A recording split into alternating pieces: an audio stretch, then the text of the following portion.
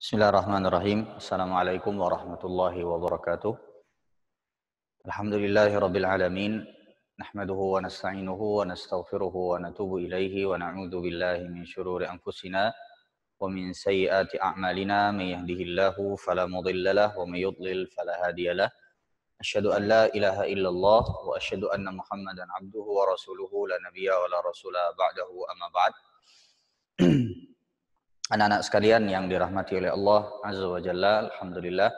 Pertama-tama kita bersyukur kepada Allah Subhanahu wa taala.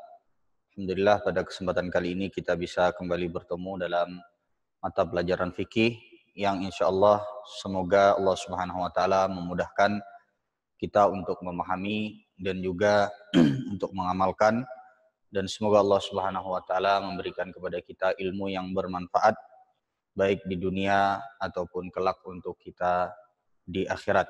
Ya. Anak-anak sekalian yang dirahmati oleh Allah Subhanahu wa taala,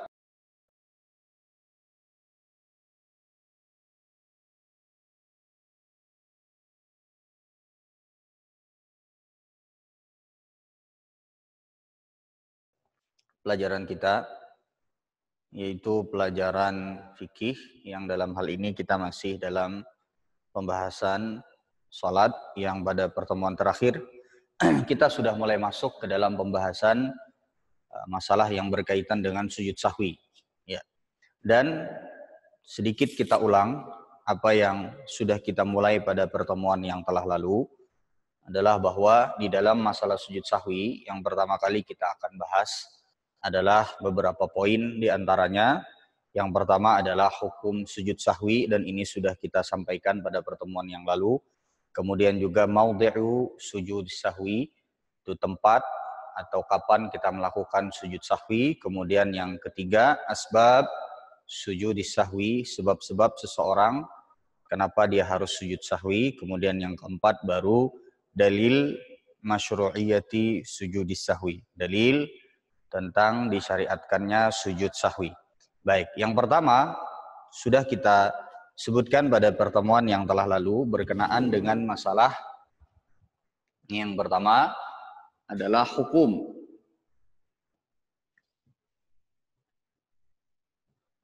sujud sahwi. Hukum sujud sahwi, apa hukumnya? Jadi hukum sujud sahwi. Baik. Di dalam mazhab Syafi'i, hukum sujud sahwi itu hukumnya adalah sunnah atau mustahab. Ya. Dia tidak sampai kepada derajat wajib. Ya, dia hanya sebagai sunnah atau mustahab. Baik. Sekali lagi Ustaz ulangi, hukum sujud sahwi di dalam madhab Imam Asy-Syafi'i adalah sunnah atau mustahab. Ya. Dan sujud sahwi, sebagaimana yang telah Ustaz jelaskan pada pertemuan yang telah lalu, meskipun hukum asalnya adalah sunnah atau mustahab, ada satu keadaan di mana di dalam madhab Syafi'i hukum sujud sahwi itu menjadi wajib. Kapan sujud sahwi itu menjadi wajib hukumnya? Apabila seorang makmum mengikuti imam yang sujud sahwi. Misal seperti kita sholat berjamaah, lalu kemudian imam salah, lalu kemudian kita ikut kesalahan imam tersebut, sehingga di akhir sebelum salam imam sujud sahwi, lalu kemudian dalam keadaan tersebut maka kita wajib untuk sujud sahwi. Karena kita diwajibkan untuk mengikuti imam. Ya, ini adalah permasalahan yang pertama. Yang kedua, maudhi'uhu atau Kapan atau di mana letak sujud sahwi. Ya, kapan dan di mana letak sujud sahwi. Baik. Di dalam mazhab Syafi'i, sujud sahwi itu dilakukan sebelum salam. Sujud sahwi dilakukan sebelum salam. Jadi tempatnya adalah sebelum salam. Makanya pada pertemuan yang lalu Ustadz sudah jelaskan bahwa apabila misal ada kasus atau ada masalah, misal seorang yang terlambat atau masbuk pada saat sholat subuh, misal ya, kita ambil satu sholat subuh, dia masuk pada rakaat yang kedua. Ini ada rakaat yang pertama, dia belum datang, dia terlambat. Lalu kemudian dia masuk pada rakaat yang kedua.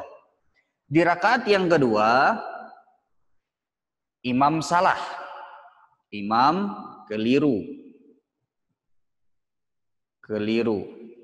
Ya, imam keliru.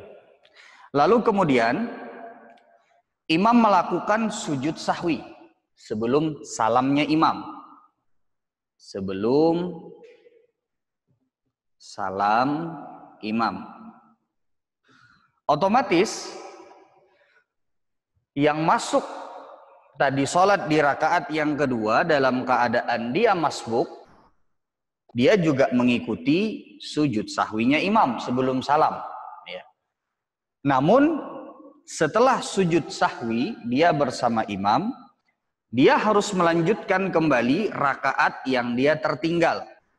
Rakaat yang dia tertinggal karena dia masuk pada saat rakaat yang kedua, berarti ada satu rakaat yang dia masbuk atau dia tertinggal. Harus dibayar atau harus dilakukan setelah nanti imam salam, dia bersama imam tadi sujud sahwi. Nah, karena di sini belum salamnya orang yang terlambat tadi, maka berarti sebelum salam dia harus sujud sahwi lagi. Dia harus sujud sahwi lagi. Ustaz ulangi kasusnya, karena ini hubungannya adalah sujud sahwi itu selalu dilakukan sebelum salam. Jadi kalau kita sudah sujud sahwi bersama imam dengan sujud sahwinya imam, tapi misalnya kita harus berdiri lagi untuk mengerjakan rakaat yang tertinggal, maka sujud sahwi kita nanti sebelum salamnya kita, bukan sebelum salamnya imam. Ya. Ini yang kedua yang insya Allah sudah kita jelaskan pada pertemuan yang telah lalu. Kemudian yang ketiga, ini Ustaz hapus ya. Nah ini agak sedikit rumit yang ketiga ini dan Ustaz akan jelaskan pelan-pelan. Ustaz akan jelaskan pelan-pelan.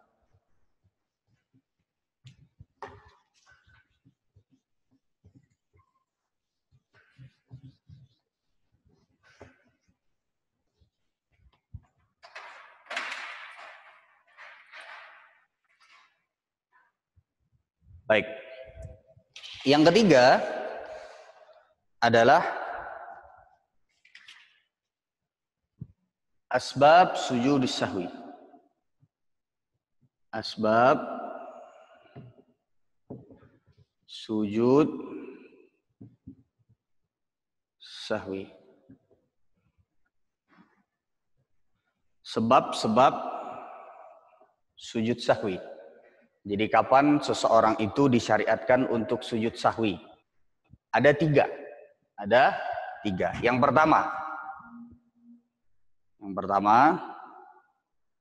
perhatikan semua, ada tiga sebab yang membuat seseorang itu harus melakukan sujud sahwi atau yang membuat seseorang itu disyariatkan untuk melakukan sujud sahwi. Yang pertama adalah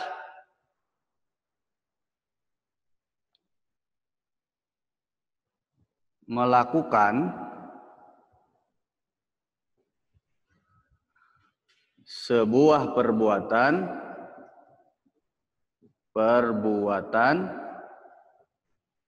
secara tidak sengaja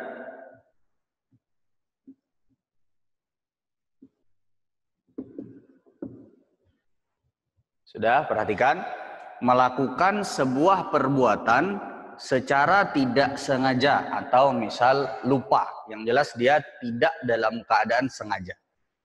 Yang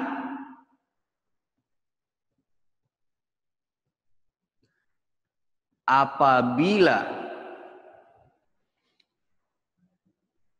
dilakukan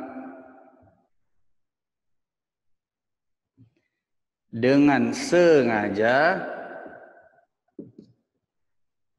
akan membatalkan sholat.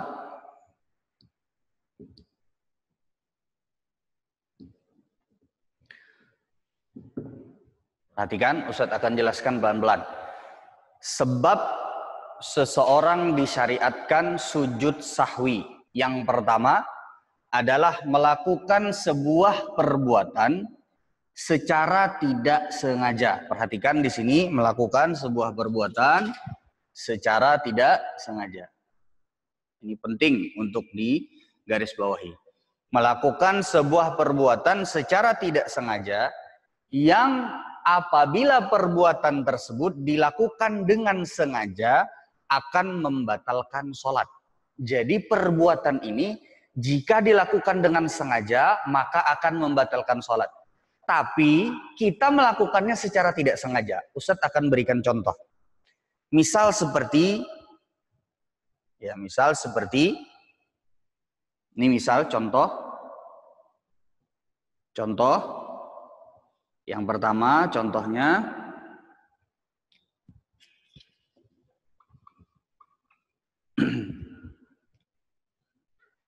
pertama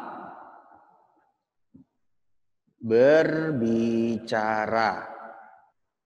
Ya, berbicara tapi kalimat yang keluar dari lisan kita itu tidak banyak.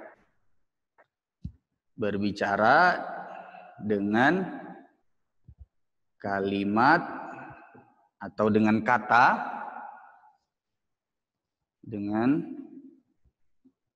kata-kata yang tidak banyak. Banyak. Artinya kata-kata yang dikeluarkan dari lisan kita itu tidak banyak. Ya. Berbicara dengan kata-kata yang tidak banyak. Ustadz mau bertanya. Kalau seandainya berbicara dengan kata-kata yang tidak banyak, dilakukan dengan sengaja, membatalkan sholat atau tidak? Ustadz ulangi pertanyaannya. Coba dibuka Faris. Faris.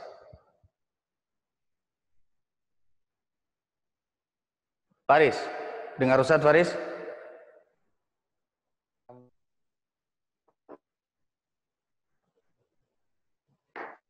Dengar? Baik. Coba perhatikan Faris. Jika seseorang berbicara dengan kata-kata yang tidak banyak, artinya kalimat atau kata-kata yang diucapkan tidak banyak, hanya sedikit saja, tapi dia berbicara dengan sengaja, apakah sholatnya batal atau tidak? Batal. Menurut Anda batal. Batal atau tidak? Batal. Batal. Baik. Berarti berbicara dengan kata-kata yang tidak banyak, jika dilakukan dengan sengaja, ini akan membatalkan sholat. Jika dilakukan dengan sengaja akan membatalkan sholat. Nah, namun apabila seseorang berbicara dengan kata-kata yang tidak banyak, lalu kemudian dia tidak sadar atau lupa dia sedang dalam keadaan sholat, berarti dia tidak sengaja atau lupa bahwa dia dalam keadaan sholat. Maka berarti ini yang dimaksud dengan melakukan sebuah perbuatan secara tidak sengaja, yang apabila dilakukan dengan sengaja akan membatalkan sholat. Berarti dia harus sujud sahwi atau dianjurkan untuk dia sujud sahwi. Ustadz ulangi ya. Dengan contoh yang lain. Yang kedua, misal seperti makan.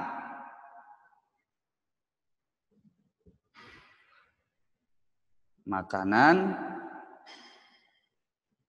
yang sedikit. Kalau dalam keadaan sholat, lalu dalam keadaan sadar, dan dalam keadaan ingat bahwa dia dalam keadaan sholat, kemudian makan makanan yang sedikit dengan sengaja, ini membatalkan sholat.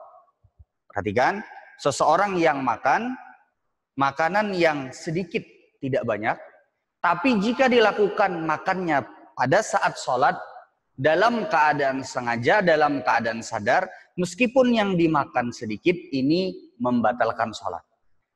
Namun apabila dilakukan dengan tidak sengaja atau dalam keadaan lupa bahwa dia sedang dalam keadaan sholat, maka berarti hukumnya masuk ke sini. Dia dianjurkan untuk sujud sahwi. Ini sebab yang pertama.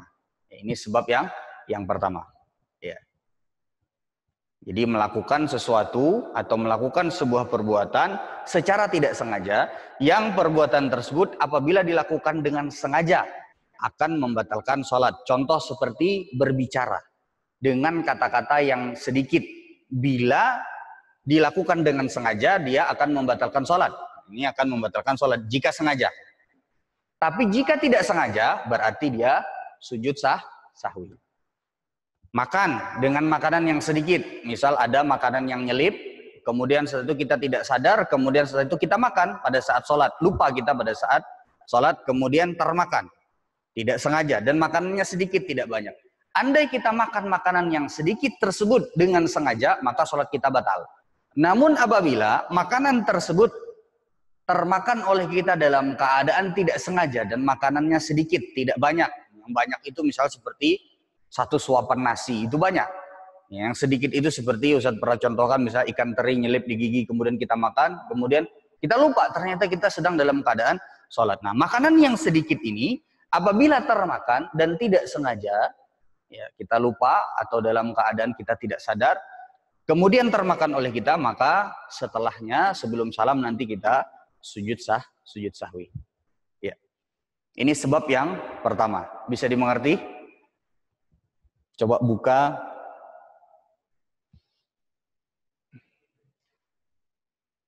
Bagas.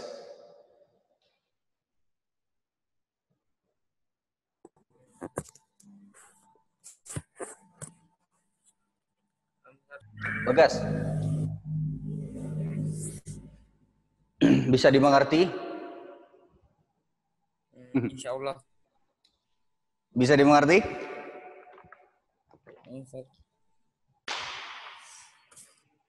Bagas sudah paham apa belum? Sudah. Baik. Buka lagi yang lain. Syatir.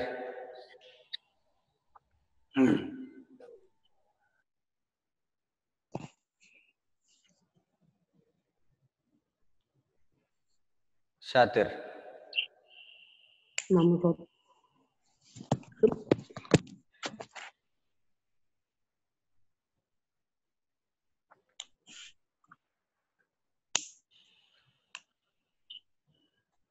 Ini syatir.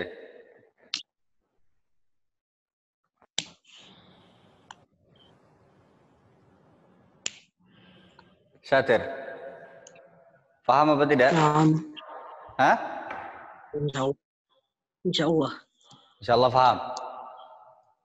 Baik. Ya. Ustadz akan kasih tugas nanti di akhir. Ustadz akan kasih tugas nanti di akhir. Biar Ustadz tahu apakah paham apa tidak. Baik. Ini yang keberapa? Ini yang pertama. Sekali lagi Ustadz ulangi ya. Biar lebih jelas. Sebab sujud sahwi yang pertama. Atau kenapa seseorang dianjurkan atau disyariatkan sujud sahwi pada saat dia sholat. Yang pertama, apabila dia melakukan sebuah perbuatan secara tidak sengaja, yang kalau perbuatan tersebut dilakukan dengan sengaja akan membatalkan sholat. Jadi seluruh perbuatan yang dilakukan dengan sengaja akan membatalkan sholat, Jika kita lakukan secara tidak sengaja pada saat kita sholat, maka disyariatkan kita untuk sujud sahwi. Contoh seperti makan, berbicara dengan makanan yang sedikit, atau berbicara dengan kata-kata yang sedikit. Jika dilakukan dengan sengaja, ini membatalkan sholat. Tapi apabila dilakukan secara tidak sengaja, maka ini kita dianjurkan atau disyariatkan untuk sujud sahwi nanti sebelum kita salam. Baik, sudah paham? Baik, sekarang kita masuk kepada sujud sahwi yang kedua. Kita masuk sebab sujud sahwi yang kedua. Ini yang pertama, kemudian yang kedua.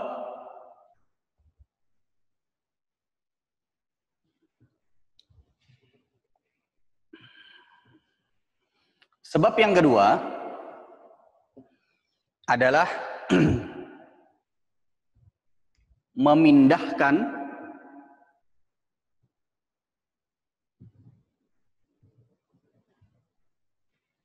rukun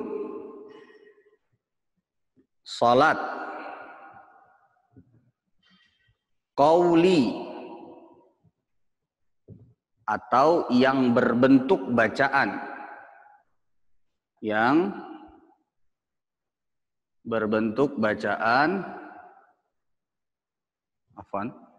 qauli, memindahkan rukun salat qauli atau yang berbentuk bacaan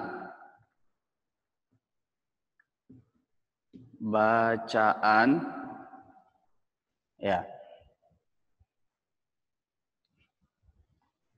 dari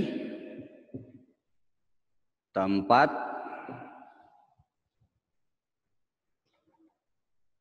atau dari posisi semestinya, dari posisi seharusnya. Baik, ini dicatat ya. Yang kedua, memindahkan rukun salat qauli atau rukun salat yang bentuknya adalah bacaan atau ucapan. Kita telah jelaskan ada rukun salat itu yang bentuknya fi'li. Ini di semester yang telah lalu. Rukun salat itu ada yang bentuknya fi'li, yang bentuknya perbuatan. Ada juga yang bentuknya itu qauli atau ucapan. Ada juga yang bentuknya qalbi. Ada yang bentuknya qalbi. Seperti kalau qalbi itu seperti niat. Kalau qauli itu bacaan seperti misal takbiratul ihram, atau misal seperti bacaan surat Al-Fatihah, atau misal seperti bacaan tasyahud akhir. Ya, bacaan tasyahud akhir ini adalah termasuk daripada rukun qauli. Ya. Adapun rukun fi'li atau rukun yang bentuknya adalah gerakan, contohnya seperti sujud, rukuk, misal juga seperti i'tidal atau bangkit dari sujud, ini termasuk yang bentuknya adalah perbuatan. Nah, yang menjadi fokus kita pada saat ini adalah rukun yang bentuknya qauli, bacaan. Contoh, Ustadz akan berikan contoh, misal seperti membaca Al-Fatihah, baca surat Al-Fatihah. Ya, membaca surat Al-Fatihah. Yang kedua, di antara contohnya adalah membaca tasyahud atau membaca doa tasyahud akhir. Ini adalah di antara rukun yang bentuknya bacaan. Perhatikan, rukun yang bentuknya bacaan. Nah, apabila rukun yang bentuknya bacaan ini, yang contohnya adalah membaca surat Al-Fatihah, membaca tasyahud akhir, dipindahkan dari posisi semestinya, dipindahkan dari posisi seharusnya. Ya, dipindahkan dari posisi semestinya, dipindahkan dari posisi seharusnya, maka orang yang melakukan hal tersebut, orang yang memindahkan bacaan surat Al-Fatihah ke posisi yang lainnya, orang yang memindahkan bacaan tasyahud akhir ke posisi yang lainnya selain daripada posisi seharusnya, ini dianjurkan atau disyariatkan untuk sujud sahwi. Ustadz berikan contoh lebih jelas lagi, Ustadz terangkan. Misal seperti Fabian, ketika dia sholat, lalu kemudian dia membaca Al-Fatihah pada saat dia ruku. Padahal semestinya bacaan Al-Fatihah itu dilakukan pada saat ketika kita berdiri, sebelum ruku. Tapi Fabian membacanya misalnya pada saat dia sedang ruku. Ya, pada saat dia sedang ruku. Contoh seperti dia membacanya pada saat ruku. Ya, dia ingin misalnya murojaah surat Al-Fatihah pada saat ruku. Dia membaca surat Al-Fatihah pada saat ruku. Nah, orang yang membaca, atau misalnya dalam hal ini misalnya Fabian membaca surat Al-Fatihah pada saat ruku, atau misalnya pada saat sujud. Dan kita semua tahu bahwasanya tidak boleh membaca Al-Quran itu pada saat sujud. Ya. Nah, jika seandainya seseorang membaca surat Al-Fatihah pada saat sujud, padahal mestinya seorang itu membaca Al-Fatihah pada saat dia berdiri, pada saat dia bersedekap.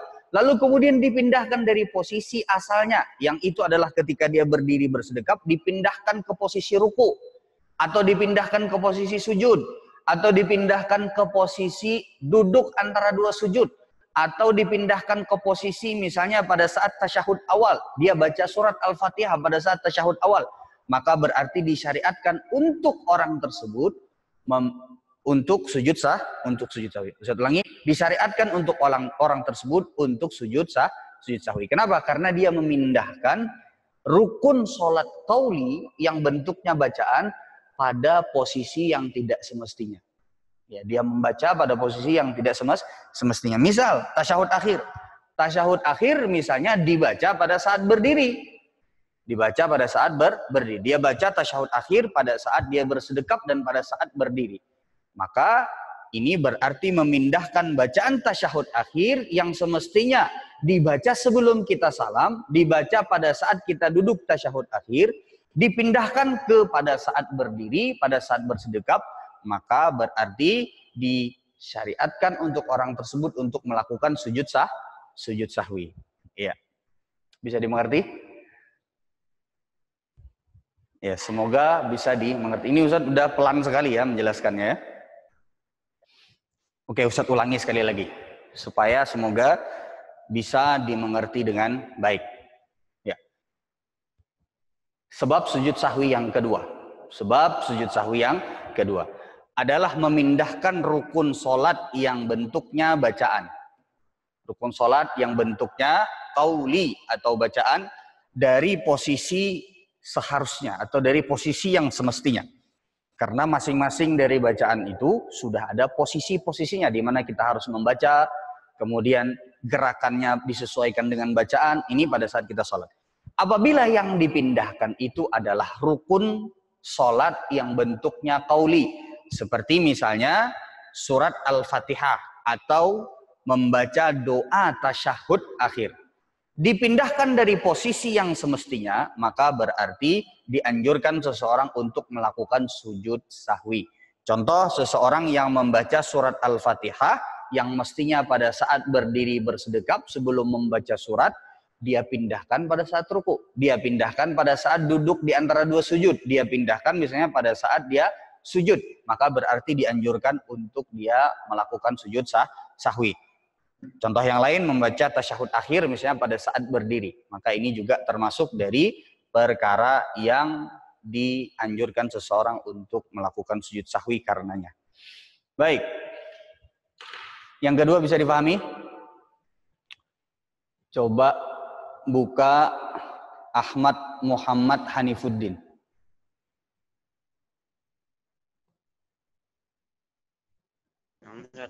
Panggil siapa ini? Hanif. Hanif, paham Hanif? Insya Allah, Ustaz. Betul? Insya Allah. Insya Allah. Berapa persen pahamnya? 90. 90. Baik. Yang lain, buka. Aflah.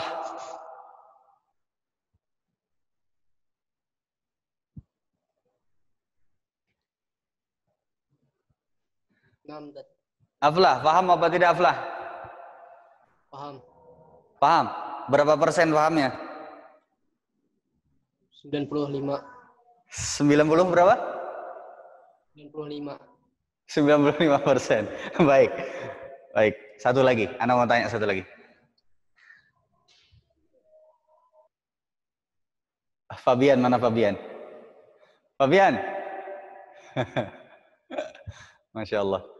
Fabian, udah paham apa belum Fabian? Paham, Dad? Paham apa tidak? Paham. Berapa persen? Hah? Berapa persen pahamnya? 80.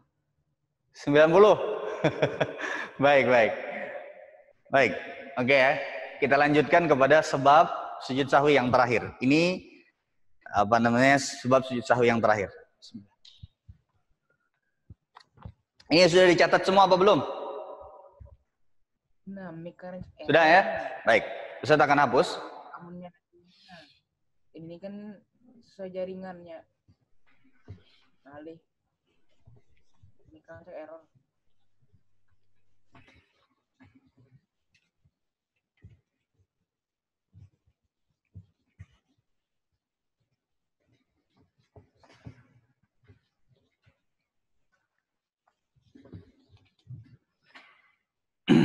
Sebab sujud sahwi yang ketiga. Sebab sujud sahwi yang ketiga. Baik, perhatikan sebab sujud sahwi yang ketiga.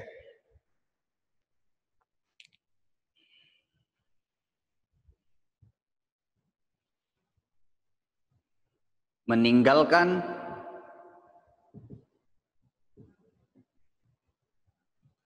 atau meninggalkan ini artinya tidak melakukan. Meninggalkan atau tidak melakukan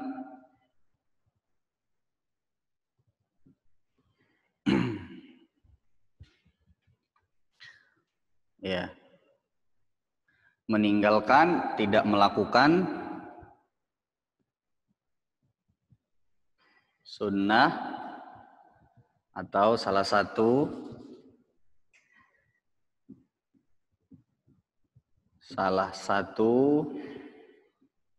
sunnah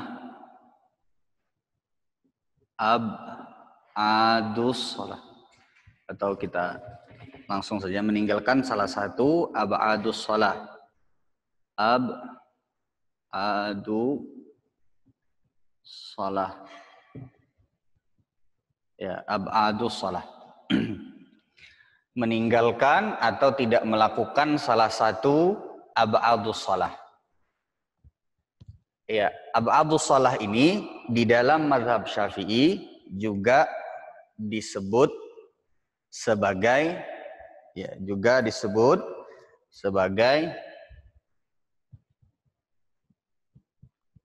sunnah muakkadah.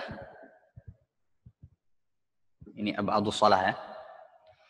Meninggalkan, tidak melakukan salah satu ab'adus shalah.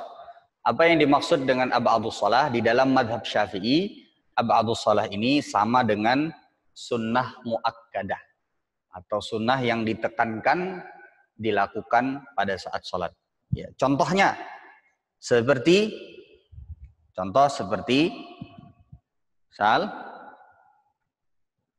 dalam mazhab Syafi'i ya, ini di dalam mazhab Syafi'i, seperti misalnya meninggalkan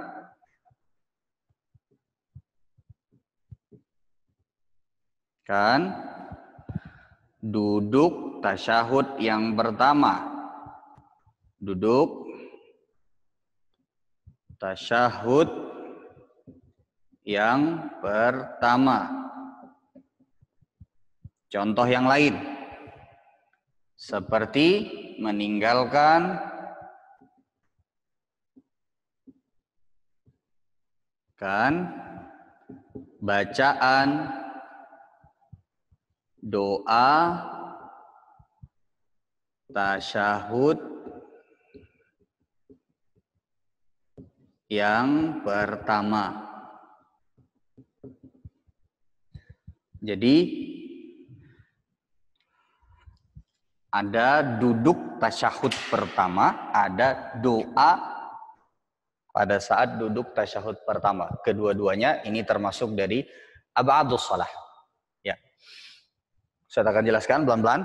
Meninggalkan atau tidak melakukan salah satu ab'adus shalah. Meninggalkan salah satu ab'adus shalah atau sunnah muakkadah. Ya. Contohnya seperti seseorang yang meninggalkan duduk tasyahud pertama. Lupa tasyahud pertama, yang misalnya sholat maghrib lupa tasyahud pertama, maka berarti di akhir sebelum salam dianjurkan untuk sujud sahwi. Atau misalnya dia duduk tasyahud yang pertama, misal seperti sholat maghrib, orangnya duduk, tapi dia melamun. Akhirnya lupa membaca doa tasyahud yang pertama. Dia nggak baca, tapi dia duduk. Maka juga dianjurkan sebelum dia salam, nanti dia melakukan sujud sahwi. Ya. Ini diantara yang berkaitan dengan ab'adus shalah. Baik. Bisa dimengerti ya? Ini insya Allah lebih mudah. Meninggalkan atau tidak melakukan salah satu ab'adus shalah dalam mazhab Syafi'i, yang dimaksudkan dengan ab'adus shalah adalah sunnah muakkadah. Contohnya seperti meninggalkan duduk tasyahud yang pertama, atau misalnya meninggalkan bacaan doa tasyahud yang pertama. Orangnya duduk tasyahud tapi ngelamun, pikirannya kemana-mana, akhirnya dia lupa membaca duduk tasyahud, akhirnya dia lupa membaca bacaan duduk tasyahud yang pertama. Maka berarti kita katakan yang demikian sujud sahwi sebelum salam. Baik, ini yang ketiga.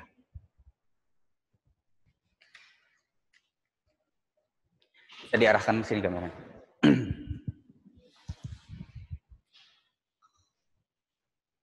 Sudah? Baik, ini tadi 3 perkara. Sekarang tidak melihat tulisan dan tidak melihat papan tulis. Silahkan lihat ke catatan masing-masing. Silahkan lihat ke catatan masing-masing. Ya, Ustaz akan ulangi dengan cepat yang tadi kita sebutkan sebab-sebab sujud sahwi. Baik, sebab sujud sahwi itu ada 3 perkara. Sebab sujud sahwi itu ada tiga perkara. Yang pertama adalah ya, melakukan sesuatu perbuatan yang kalau seandainya dilakukan dengan sengaja, melakukan sebuah perbuatan secara tidak sengaja yang kalau dilakukan dengan sengaja akan membatalkan sholat. Jadi perbuatannya jika dilakukan dengan sengaja akan membatalkan sholat, tapi kita lakukan dengan tidak sengaja. Contoh seperti makan dengan makanan yang sedikit. Misal seperti yang nyelip di bagian mulut kita. Setelah kita makan, sudah kita bersihkan, tapi ternyata masih ada makanan yang tersisa di mulut kita. Kemudian pada saat sholat, ya, kalau kita makan dengan sengaja, maka itu membatalkan sholat. Tapi kalau seandainya kita makan secara tidak sengaja atau karena kita lupa, maka di sana kita disyariatkan untuk sujud sahwi. Karena kita melakukan sebuah perbuatan, dalam hal ini misal makan, yang kalau seandainya dilakukan dengan sengaja akan membatalkan sholat, tapi kita melakukannya dengan secara tidak sengaja. Sehingga cara untuk menebusnya adalah dengan sujud sahwi sebelum salam. Ini yang pertama. Yang kedua adalah memindahkan rukun sholat qauli atau yang bentuknya bacaan dari posisi semestinya, dari posisi seharusnya. Contoh seperti Al-Fatihah. Surat Al-Fatihah dibaca pada saat kita berdiri. Kalau seandainya ada yang memindahkan bacaan Al-Fatihah tadi dari posisi semestinya, dalam hal ini posisi semestinya adalah ketika kita berdiri. Jika dipindahkan ke posisi yang lain, seperti misalnya seseorang yang membaca surat Al-Fatihah. Seperti seseorang yang membaca surat Al-Fatihah, pada saat dia ruku, pada saat dia sujud, atau pada saat dia misalnya dalam keadaan duduk di antara dua sujud. Maka di sini disyariatkan sujud sahwi karena memindahkan rukun yang bentuknya bacaan dari posisi yang semestinya. Baik. Ini yang keberapa? Yang kedua. Ini yang kedua. Ya, ini yang kedua. Kemudian yang ketiga adalah meninggalkan salah satu dari ab'adus shalah. Meninggalkan salah satu dari ab'adus shalah. Dalam madhab Syafi'i, ab'adus shalah ini maksudnya sama dengan sunnah muakkadah. Contoh sunnah muakkadah atau contoh ab'adus shalah di dalam madhab Syafi'i adalah seperti duduk tasyahud yang pertama. Juga bacaan pada duduk tasyahud yang pertama. Jadi ada dua hal ketika kita duduk tasyahud. Ada posisi duduknya, ada bacaan pada saat posisi duduk. Kedua-duanya ini adalah termasuk daripada ab'adus shalah di dalam mazhab Syafi'i. Baik, jika kita meninggalkan perkara tersebut atau salah satunya, maka kita disyariatkan untuk sujud sahwi sebelum kita salam. Baik, ini adalah yang berkaitan dengan sebab sujud sahwi. Ini yang berkaitan dengan sebab sujud sahwi. Sekarang kita masuk kepada dalil disyariatkannya sujud sahwi. Ini ditulis dalilnya. Dalil disyariatkannya sujud sahwi. Baik. Ustaz akan tuliskan dalilnya. Dicatat.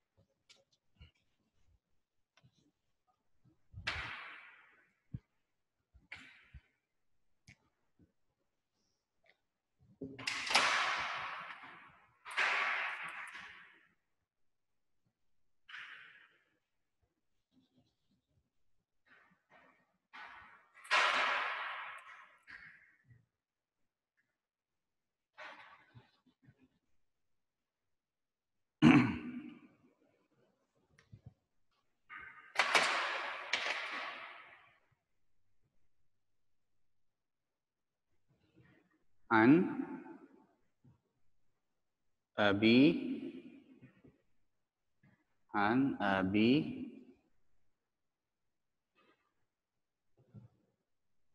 Hurairah radhiyallahu anhu. An Abi Hurairah radhiyallahu anhu. An Abi Hurairah radhiyallahu taala anhu qala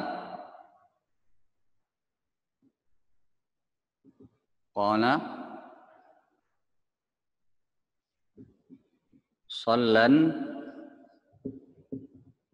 nabiyyu, sambil dicatat ya, sallan nabiyyu sallallahu alaihi wasallam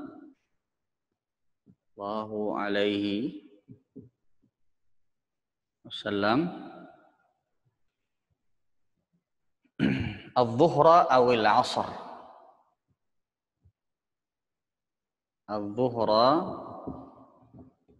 awil 'asr. Adh-dhuhra awil 'asr. Sallan Nabi sallallahu alaihi wasallam adh-dhuhra awil 'asr fasallama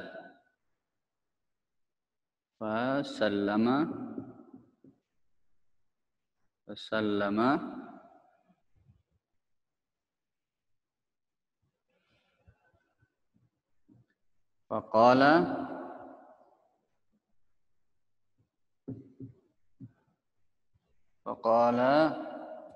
lahu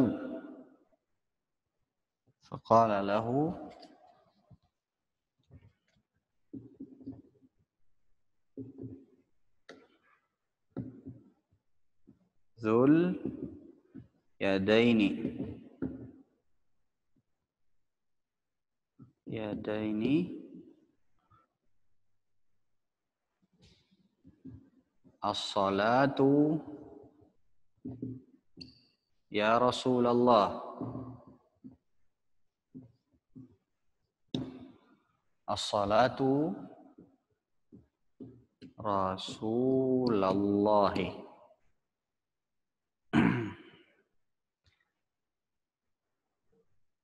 anuqisat anuqisat anuqisat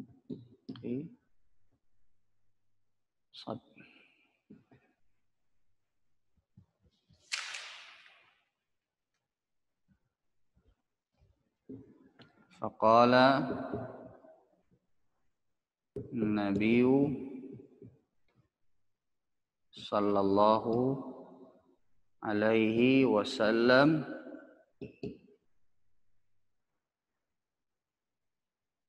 ahaqqun ma yaqul ahaqqun ma yaqulu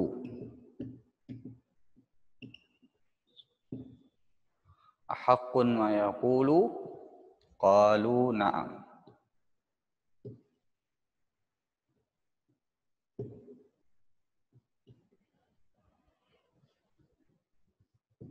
qalu na'am lu na'am fa shalla rak'ataini ukhrayaini thumma sajada sajdataini fa shalla ukhrayaini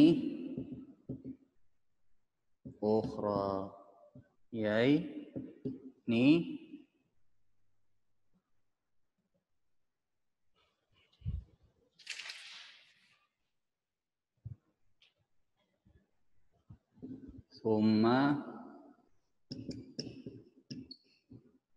sajada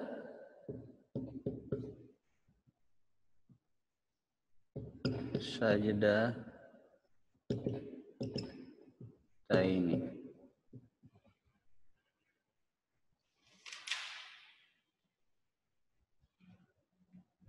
rawahu al-Bukhari.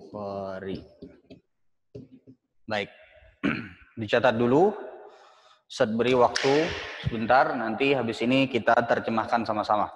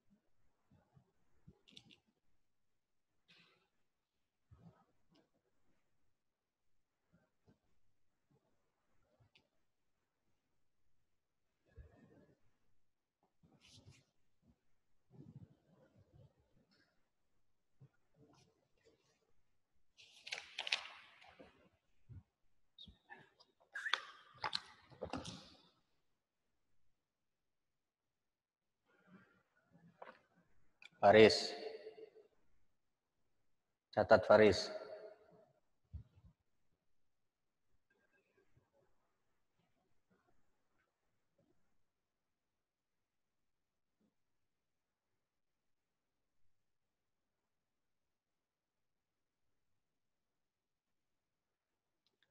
Fadil.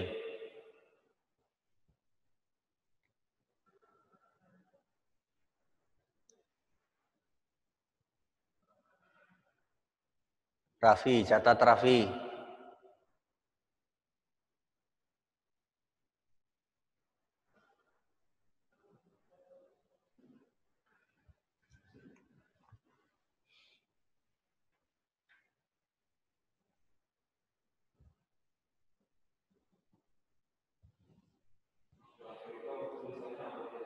Kenapa? Yang mana? Ini. Siapa? Syarif. Syatir. Apa syatir? Yang mana syatir? Yang summa sajadah apa itu, Ustaz?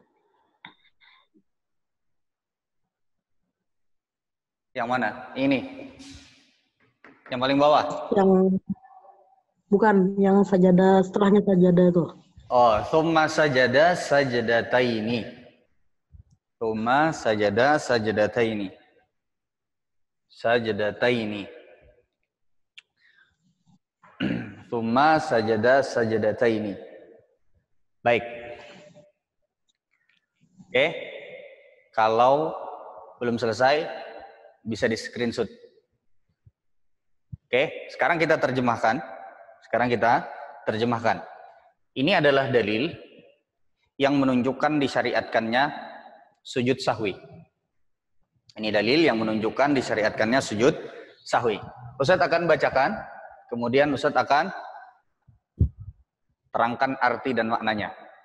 An Abi Hurairah radhiyallahu taala anhu, dari sahabat Abu Hurairah radhiyallahu taala anhu. Jadi yang meriwayatkan hadis ini adalah Abu Hurairah radhiyallahu taala anhu. Qala, beliau berkata, Abu Hurairah bercerita tentang sebuah kejadian yang terjadi di zaman Rasulullah sallallahu alaihi wasallam yang beliau saksikan bersama para sahabat yang lainnya. Shallan nabiyyu sallallahu alaihi wasallam. Shalla artinya salat. Salat. Ini artinya salat. Shallan nabiyyu sallallahu alaihi wasallam artinya berarti yang salat adalah nabi. Tentu saja di sini maksudnya adalah salat menjadi imam ya di hadapan para sahabat-sahabat Rasulullah SAW. Jadi sekarang shallan nabiyyu sallallahu alaihi wasallam.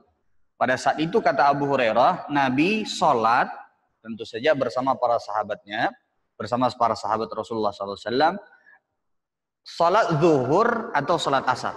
Ya. Jadi Abu Hurairah pada saat itu perawi ragu apakah kejadian tersebut terjadi pada salat zuhur atau salat asar. Ya.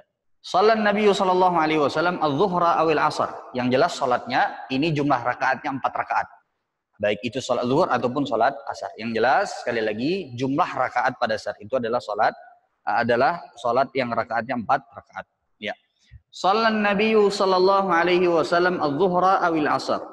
Rasulullah sallallahu alaihi wasallam, Nabi sallallahu alaihi wasallam salat pada saat itu salat zuhur atau salat asar. Fasallam, lalu Rasulullah sallallahu alaihi wasallam tiba-tiba salam,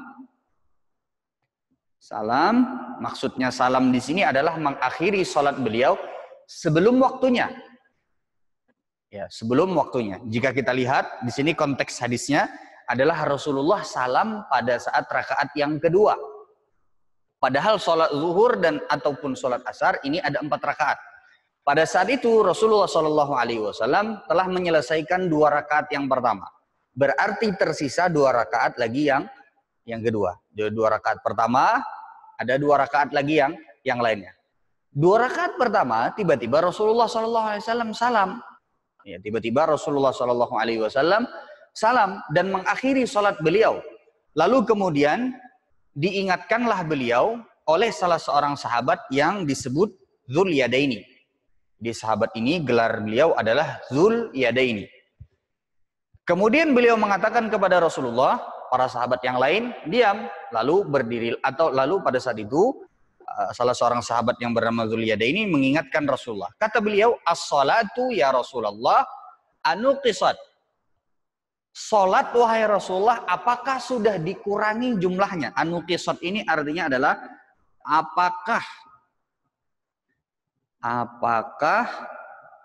dikurangi? Maksudnya adalah jumlah rakaatnya. Beliau bertanya karena sholat zuhur atau sholat asar itu 4 rakaat, tapi tiba-tiba Rasulullah SAW salam hanya 2 rakaat saja. Ya. Faqala Nabi sallallahu alaihi wasallam, lalu Nabi sallallahu alaihi wasallam berkata, "Ahaqqun ma yaqul." Ini benarkah apa yang dikatakan?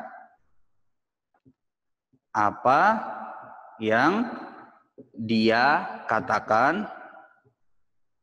Maksudnya di sini Rasulullah bertanya, apakah benar aku sholatnya cuma 2 rakaat saja, ataukah apakah benar sholatku ini kurang? Karena sahabat ini bertanya.